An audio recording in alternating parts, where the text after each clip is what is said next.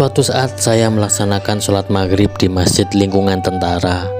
Usai iqomah, saya bersiap untuk mengikuti sholat berjamaah. Dilalah, nama saya dipanggil untuk menjadi imam. Saya tidak tahu kenapa tiba-tiba saya diminta menjadi imam sholat maghrib. Karena sang takmir sedikit memaksa, maka saya kemudian maju menjadi imam. Usai melaksanakan sholat, saya zikir seperti biasanya sembari melihat para jamaah satu persatu menghilang dari shaf meninggalkan masjid. Aku lihat sang takmir masih khusyuk berzikir. Aku mengakhiri zikirku karena masih ada acara lain yang harus aku kerjakan. Saya pun berdiri. Tak disangka sang takmir masjid ternyata ikutan berdiri sambil menyalami saya dan berucap, "Ustadz, bolehkah saya meminta waktu untuk berbicara?" Saya menjawab, "Monggo." Saya tidak tahu siapa takmir masjid ini. Tiba-tiba ia memanggil saya menjadi imam, dan tiba-tiba pula beliau meminta saya untuk berbicara empat mata. "Begini Ustadz, saya ingin meminta nasihat dari Ustadz. Apa yang harus saya lakukan dalam posisi saya seperti ini?" Terangnya membuka percakapan. Kata pembuka ini akhirnya menjadi jawaban atas teka-teki maksud takmir masjid menjadikan saya imam dan meminta saya untuk berbicara. Beliau ingin curhat, istilah akrabnya, meminta pendapat untuk menyelesaikan problem yang dihadapi. Sebagai orang yang pernah ngaji hikam, saya teringat dawuh Simbah Yai Jamal bahwa tidak ada sesuatu di dunia ini tanpa digerakkan oleh Allah. Si takmir masjid ini bisa jadi digerakkan Allah untuk menghubungi saya, menyelesaikan masalahnya. Saya pun dengan ikhlas bersedia menerima bertemu dengan takmir masjid dan menyelesaikan persoalannya. Masalahnya, apa saya mampu? Takmir masjid itu bercerita bila ia tinggal di Mojokerto, memiliki istri dan anak. Anaknya sudah besar. Seorang wanita dikuliahkan dan juga dinikahkan usai menyelesaikan gelar sarjananya. Anaknya tinggal di Malang, suaminya orang luar Jawa. Sehari-hari sang anak membantu suaminya dengan jual beli bunga. Boleh dibilang anaknya berkecukupan dan hidup bahagia bersama suaminya. Tetapi tiba-tiba ada kabar yang sangat mengejutkan. Anaknya meninggal dunia. Kematiannya menimbulkan prasangka bahwa ia dibunuh suaminya sendiri. Tetapi sang suami mampu berkilah dengan 1000 alibi. Ia terbebaskan dari jerat hukum. Tetapi Pak Takmir yang seorang tentara berkesimpulan bahwa sang suamilah yang membunuh anaknya dengan berbagai bukti. Maka tergoncanglah jiwanya. Anak yang dicintainya, yang diemong dari kecil hingga dewasa, tewas tanpa ia mampu menolongnya.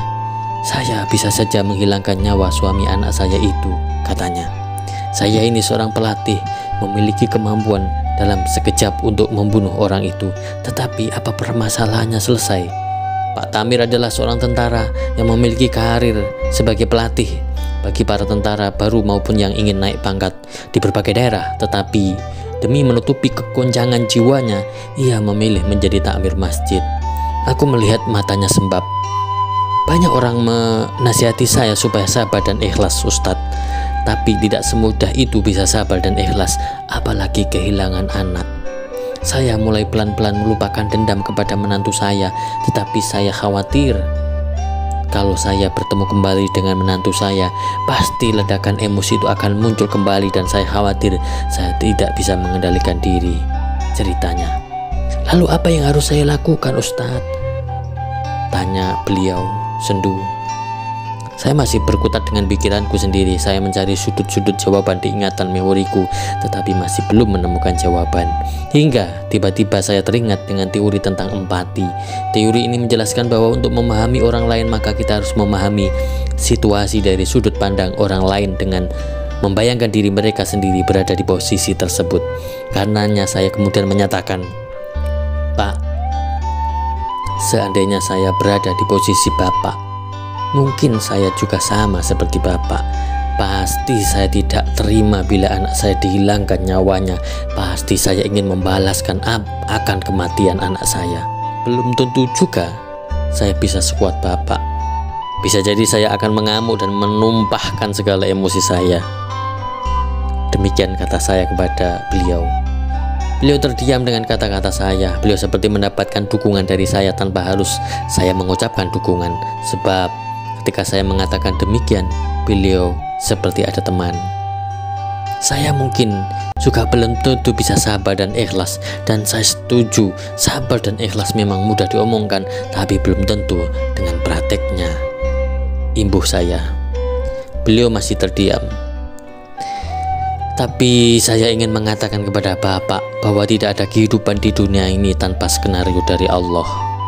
Demikian penjelasan saya. Tidak ada kejadian di dunia ini tanpa takdirnya. Karenanya kita harus ridho dengan takdirnya. Takdir semua itu baik buat kita. Baik dan buruk suatu takdir itu bergantung persepsi kita. Tapi percayalah, takdir dari Allah adalah yang terbaik. Di mata manusia, Bapak bisa dikatakan kalah, tetapi di hadapan Tuhan Anda adalah pemenangnya. Di mata manusia bisa jadi Bapak dipandang hina, kalah, hancur, tetapi di hadapan Allah, Bapak sedang menapaki tangga-tangga spiritual. Bapak sedang menapaki makom-makom kesabaran dan keikhlasan. Inilah pelajaran dari Allah secara langsung.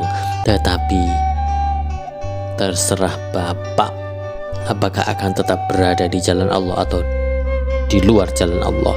Semua menemukan ujungnya kelak. Pak tentara itu manggut-manggut. Beliau seakan menemukan pencerahan.